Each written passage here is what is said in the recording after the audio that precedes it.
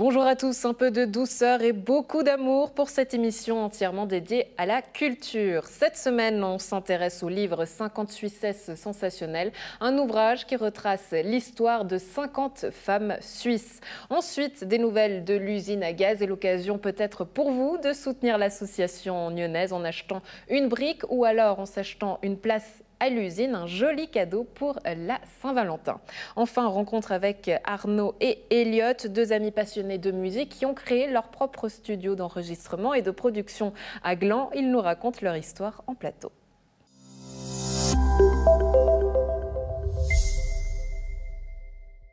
Espionne, militante, entrepreneur, comédienne, politicienne ou encore athlète, les Suissesses sont audacieuses, ingénieuses ou courageuses. Des histoires vraies à découvrir dans l'ouvrage intitulé 50 Suissesses sensationnelles. Et on en parle aujourd'hui avec la co-auteure Cathy Ayot. Bonjour, merci d'être avec nous. Bonjour, merci à vous. Et j'aimerais bien aussi remercier le BPW, l'association qui nous a mis en contact, c'est la Business Professional Women Lake Geneva. Merci. Ouais. C'est important à le dire parce que c'est des femmes qui soutiennent des femmes et ça fait plaisir aujourd'hui de le soulever. Ouais. Alors, un livre qui raconte l'histoire de 50 femmes, pourquoi avoir écrit justement ce livre? Quel était le but? Bon, en fait, on est 5 femmes à avoir écrit ce livre. Laurie, une des auteurs, avait l'idée en tête pendant un moment. Mais l'anniversaire du droit de vote des femmes, évidemment, on s'est dit c'est maintenant le moment de mettre en avant les femmes suisses. Et justement, c'est ça le but, c'est de mettre en avant les femmes suisses. Je crois que la Suisse apprécie ce genre de livre déjà parce que le soutien qu'on nous montre, c'est vraiment fantastique, c'est incroyable. Alors, ces 50 femmes que vous avez choisi d'illustrer et de mettre justement en image, comment est-ce que vous les avez choisies? Là, c'était très difficile. Ça, je vous dis, franchement, c'était très, très difficile. Mais pour nous, le plus important était de montrer la diversité des luttes, des rêves, des réalisations des femmes suisses. Alors, on a voulu des femmes d'hier, d'aujourd'hui. On a voulu inclure les femmes célèbres qui sont vraiment représentatives de la Suisse comme Ruth Dreyfus ou Emily Gore. Mais on a aussi voulu inclure des moins connues, mais des femmes qui nous inspirent quand même. En plus, voilà, on a aussi voulu inclure des femmes qui sont nées en Suisse, mais aussi des femmes qui sont devenues suisses un petit peu plus tard dans leur vie. Ouais, alors tout ça, on peut le voir et le découvrir à travers un livre dont on a d'ailleurs quelques images avec une touche bande dessinée. Qu'est-ce que vous avez voulu en faire? Mais en fait, le livre, à la base, c'est pour enfants. Alors, on a voulu rendre intéressant pour les enfants. Alors, l'illustratrice Mireille Lachose, c'est elle qui a fait toutes les illustrations. Bon, moi, je trouve magnifique. C'est attirant pour les enfants et on espère les adultes aussi, parce que c'est très beau comme livre.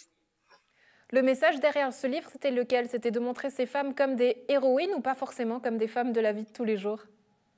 Mais en fait, on a voulu dire que les femmes extraordinaires ne sont pas hors du commun, en fait.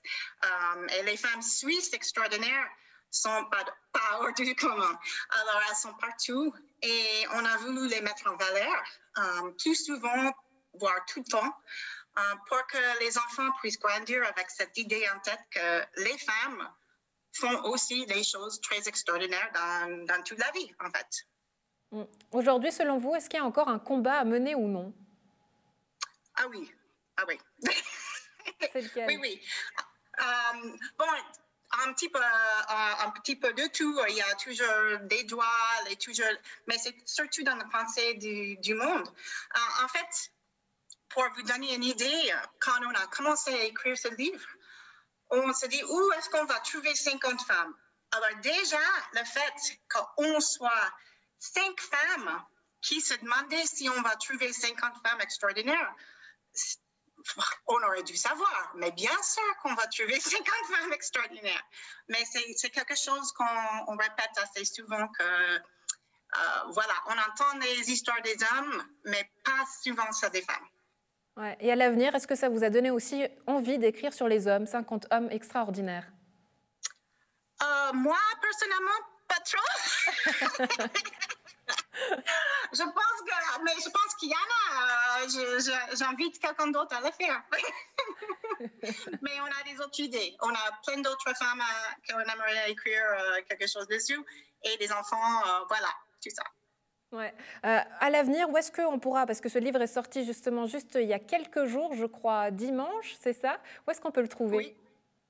On peut le trouver en librairie, alors on peut le commander en librairie. Aussi, c'est Berkeley, l'édition Berkeley qui l'a sorti. Alors, si vous allez sur berkeley.ch, vous pouvez commander. Cathy Eyo, merci beaucoup d'avoir été avec nous et d'avoir partagé ces 50 histoires extraordinaires, ces 50 Suissesses exceptionnelles, sensationnelles. C'est le titre de l'ouvrage, 50 Suissesses sensationnelles. Merci beaucoup, Cathy. Merci à vous. Merci.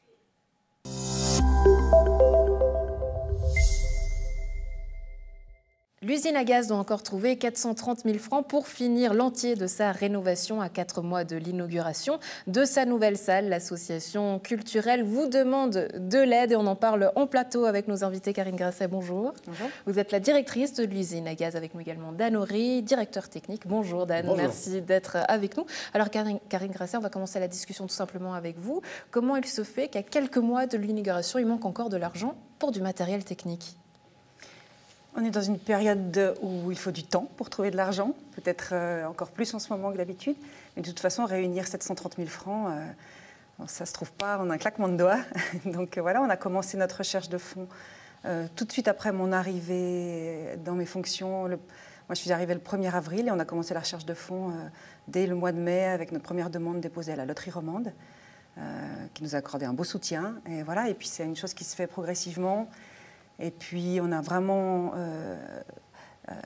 fait des demandes de soutien dans beaucoup de directions. Et puis voilà, maintenant, on est à une période où on ouvre un financement participatif. Oui, alors on va parler des solutions d'ici quelques instants. On comprend évidemment qu'aujourd'hui, demander de l'argent dans cette période, c'est encore plus compliqué. Mais on a l'impression, en étant de l'extérieur, que finalement, vous vous y prenez au dernier moment pour trouver cet argent. Et ce n'est pas le cas. Ce n'est pas le cas parce que, encore une fois, je suis entrée en fonction au 1er avril et il y a eu un pratiquement complet changement d'équipe à partir de là. Et donc, effectivement, l'ancienne direction n'allait pas être présente pour l'ouverture du bâtiment. Ce n'était pas à l'ancienne équipe de chercher l'argent, c'était à nous de le chercher. Et donc, voilà, c'est au moment où on arrive qu'on commence. Ouais. Alors évidemment, je me tourne vers le directeur technique, Dan Horry. Aujourd'hui, le fait qu'il vous manque l'argent pour vos petits jouets, ça vous met dans quelle ambiance? Ça nous met... L'ambiance, elle est bonne et puis on a confiance. C'est-à-dire qu'aujourd'hui, on a les fonds nécessaires pour démarrer selon certains types de scénarios. Évidemment, c'est pas... Il nous manque des fonds pour arriver à notre objectif qui est vraiment un développement avec du matériel plutôt éco-responsable, éclairage à LED, etc. Aujourd'hui, on a des solutions intermédiaires qu'on arrive à mettre en place. Donc l'ambiance, elle est bonne, on n'est pas paniqué, tout va bien. Notre objectif, il est justement 730 000 francs pour arriver à notre vision idéale de cette salle. On n'en a pas... Notre objectif, il est à moyen terme, c'est-à-dire qu'on parce que votre vision idéale, sur 2 ans, ouais, sur 2022, 2023. Mais là où je veux en venir, c'est que cette vision idéale, c'est quelque chose d'éco-responsable que vous souhaitez en faire. Donc l'objectif est passé de 300 000 francs à 730 000 francs, donc le budget a plus que doublé. Pourquoi cette volonté-là d'aller vers l'éco-responsable? J'imagine qu'il y avait aussi une solution de répondre à des demandes artistiques, une certaine forme de spectacle à mettre en scène. Alors évidemment, il y a une demande du milieu, il y a une demande des compagnies d'arriver vers ça. Et de toute façon, un jour ou l'autre, on va devoir y passer. Les ampoules traditionnelles, elles sont bientôt plus fabriquées, donc les stocks ils vont s'épuiser. Investir maintenant dans du traditionnel, du halogène, c'est aberrant, parce que dans à peine quelques années, il n'y en aura plus du tout. Et l'investissement, il est tellement grand qu'acheter du traditionnel maintenant, ça serait dépenser des centaines de milliers de francs pour rien aujourd'hui. Donc la stratégie aujourd'hui, elle est pour tout le monde, pour tous les théâtres, pour toutes les compagnies, de se diriger vers du LED. En 2021, on ne peut quand même pas imaginer d'investir dans autre chose que de l'éco-responsable. L'usine à gaz pourrait devenir une référence en matière de technologie, en matière de technique? Une référence, je ne sais pas, on ne va pas inventer, on va pas être, on n'est pas prétentieux, on ne va pas prétendre être mieux que tous les autres, mais on aimerait en tout cas être dans les salles qui investissent dans ce qu'il faut pour être éco-responsable. Oui, bien sûr. Ce qui est important aussi de comprendre, c'est que quand on investit dans du matériel, on investit pour du long terme.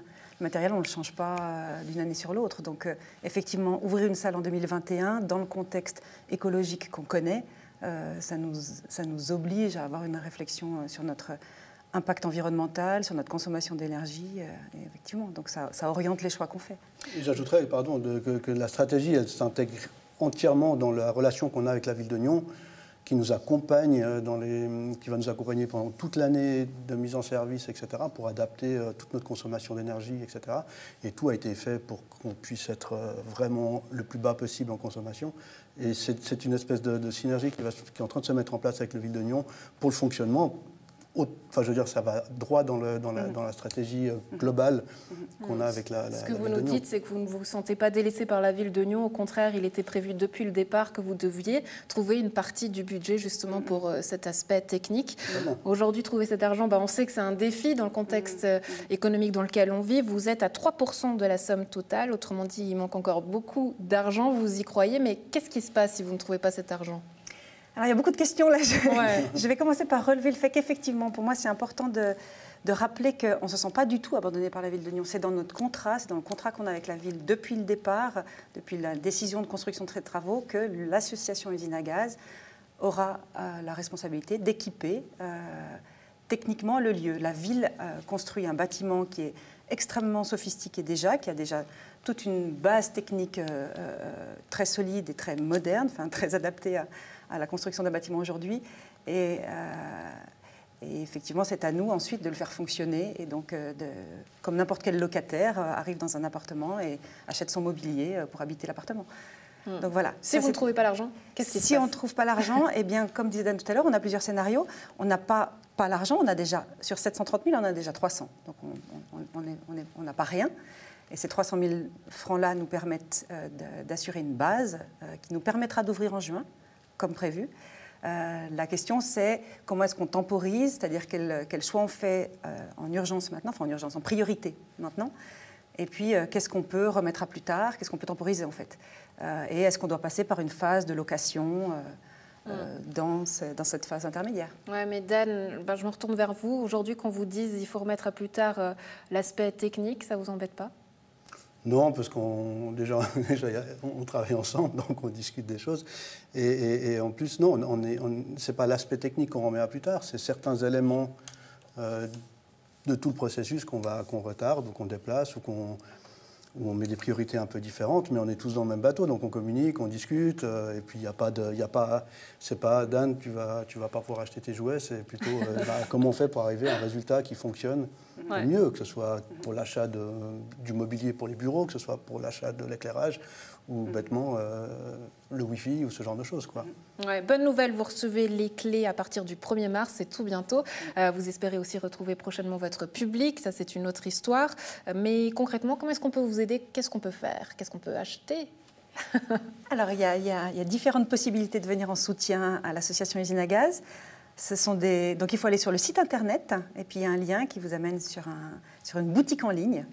Et cette boutique en ligne offre des possibilités de soutien qui vont de 25 francs à 2000 francs. Pour 25 francs, on reçoit une affiche de l'usine à gaz en contrepartie de sa contribution. Et à 2000 francs, on parraine un fauteuil du gradin sur lequel figurera une plaque au nom du parrain ou de la marraine. Donc voilà, c'est toute une gamme comme ça de soutien possible. On parlait des briques du bâtiment, on peut même s'offrir pour 100 francs une brique du bâtiment de l'usine à gaz. Ce sont des briques très jolies, un peu comme les vôtres, pas la même couleur. Et je viens d'en acheter une du reste. Chacun sa brique, son nom, sur le fauteuil, tout est possible. Bon, à la maison, vous aurez compris ce qu'il vous reste à faire. Karine Grasset, Dan Horry, merci beaucoup d'avoir été avec nous. Merci à vous. Merci à vous. Bonne journée. Merci.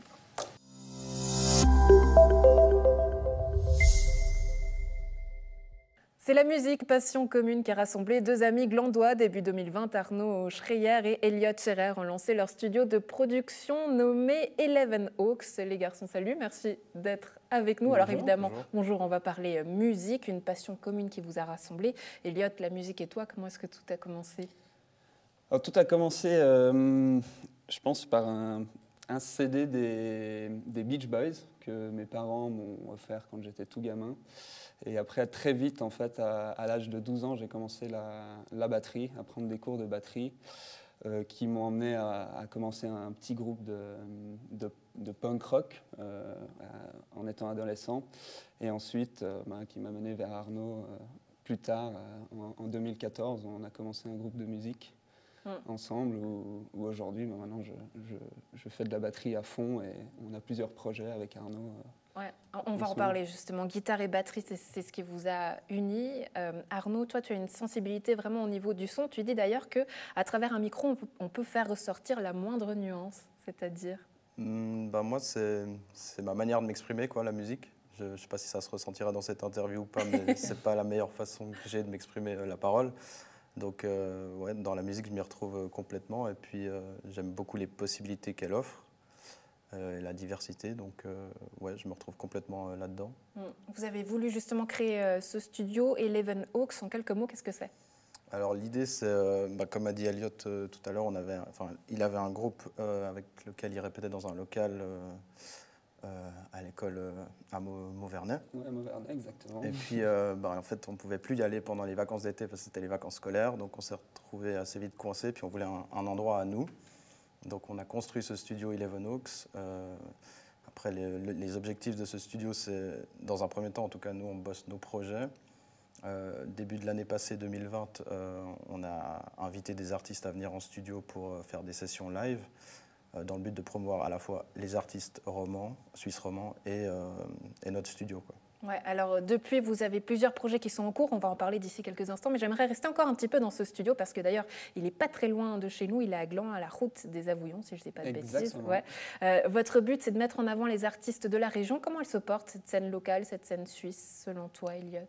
Alors cette scène, elle est extrêmement variée et on a une chance folle, je trouve qu'on a vraiment des artistes qui ont un très gros potentiel en Suisse, mais j'ai l'impression qu'on a un peu de la peine à les trouver, ces artistes, c'est un peu difficile. On a plein de plateformes aujourd'hui, on peut retrouver une diversité de musique qui est complètement folle. Et c'est difficile de sortir les Suisses, en fait, de slow. Pourquoi? Qu'est-ce qui fait que ça ne marche pas? Pourquoi est-ce qu'on ne se met pas assez en avant en tant que Suisse? Alors, je ne sais pas s'il y a vraiment une raison, je pense qu'il y en a un peu plusieurs, mais principalement déjà, je pense que c'est l'accès aussi. L'accès à la musique en Suisse est peut-être aussi un poil plus difficile, de par aussi le coût de la vie aussi peut-être en Suisse, où pour un musicien, ça demande quand même beaucoup de temps et d'investissement, les tournées, tout ça.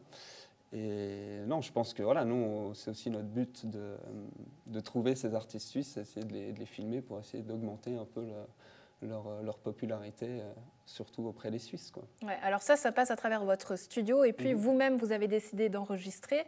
Vous avez notamment reçu un soutien de la ville de Gland pour un tout nouveau projet où musicalement, qu'est-ce que ça donne? Vous créez un nouveau groupe, au fait. C'est ça. En fait, l'annonce du semi-confinement en mars dernier, on s'est retrouvés à composer beaucoup de musique, enfin on avait du temps, et on s'est retrouvés avec pas mal de musique qui ne correspondait pas forcément au registre de notre groupe actuel, et on s'est dit ouais, on ne va pas jeter tout ça, c'est quand même cool, enfin de notre point de vue, et vous nous direz si ça l'est à la fin de cette année. Et du coup, là est né ce nouveau projet, et on va voir ce que ça donne, mais en tout cas on est ambitieux, puis on est très curieux aussi, parce que vous avez envie d'explorer de nouveaux horizons musicaux. Vous éloignez peut-être un peu du métal, du rock, c'est ça, pour aller vers autre chose? Ou pas forcément? Oui, complètement. Ouais. Ce sera, alors, il y aura plus ou moins des... Enfin, voilà, je joue d'une certaine façon de la guitare, il tape la batterie d'une certaine façon, donc il y aura des similitudes. Mais l'univers sera complètement différent, ouais. Et ce qui était important pour vous, c'était d'aller, là, étonnamment, à l'étranger, passer par la scène anglaise. Pourquoi? C'est une scène qui nous inspire depuis toujours, les groupes anglais, le rock anglais. Ça a toujours été une inspiration folle depuis, je pense depuis toujours, hein, la scène anglaise. Et puis aussi maintenant avec quelques groupes qui ont émergé ces quelques dernières années dans ce style-là, qui ont travaillé justement avec quelques producteurs anglais, qui sont un peu ces personnes où on aimerait bien essayer d'amener notre projet et puis de collaborer avec ces gens-là. Mais là, pourtant, j'ai l'impression que moi, les grands dinosaures, les grands groupes de rock aujourd'hui, s'éteignent peu à peu. Qu'est-ce qu'il en reste? C'est-à-dire que selon vous, aujourd'hui, il y a une nouvelle scène qui arrive. Qu'est-ce qu'elle a de différent, de mieux, de moins bien? Moi, je trouve que la scène actuelle, elle est très éphémère. Donc, comparé à avant, il n'y a plus ces dinosaures, comme vous dites. Ce sont juste des... il y en a qui sortent vraiment du lot, mais c'est juste des artistes de passage. Ils ne durent pas forcément autant de temps que pouvaient le faire d'autres artistes par le passé. Ça, c'est mon avis. Quels sont les conseils du coup, que vous donnez quand les artistes viennent chez vous se produire? Quels sont les conseils que vous leur donnez? Moi, je n'ai pas la prétention de donner des conseils aux artistes qui viennent chez nous, parce que moi, le but, c'est de montrer plus loin ce qu'ils sont capables de faire. Mais non, je n'irai pas jusqu'à leur donner des conseils, mais en tout cas, je suis très admiratif de ce qu'ils font déjà. J'essaie juste de le montrer à d'autres personnes sous un média différent ou autre, quoi. Où est-ce qu'on pourra vous écouter? À terme sur Spotify, toutes les YouTube, plateformes de streaming, normalement. Tout ce qui se fait aujourd'hui. On va mettre tout... dès que ça sort, on va tout mettre disponible sur toutes les plateformes de streaming, de téléchargement. On mettra partout où on peut mettre. On diffuser au maximum. Et la volonté aussi, parce que ce projet, non seulement vous voulez l'enregistrer, mais aussi le faire vivre sur scène. Exactement. Là, j'imagine que vous allez frapper aussi aux portes des festivals de la région. Si possible, ouais, quand il y en aura à nouveau, quand ils auront un nouveau lieu. En tout cas, nous, on sera prêts à monter sur scène, ça c'est sûr. On attend juste le moment de pouvoir le faire. Ça nous manque de faire des concerts. L'année passée, en plus, on a commencé avec notre groupe, un autre projet, un autre groupe de musique. On a fait notre première tournée, on va dire internationale, mais on est allé en France. Hein. Et du coup, ça nous manque énormément déjà, parce qu'avec toute cette année, on avait quelques concerts de prévus qui ont malheureusement été annulés. Et même, en tout cas, je parle pour moi, mais moi, j'adore ça, la scène, me produire devant des gens, c'est vraiment ce que je préfère faire dans la musique. Et donc, du coup, j'attends qu'une chose, c'est la reprise des concerts. Ouais, c'est tout ce qu'on vous souhaite, Elliot. Arnaud, merci beaucoup d'avoir été avec nous, puis on se réjouit de vous entendre tout prochainement. Merci bonne journée. Merci, bonne journée. Bonne journée.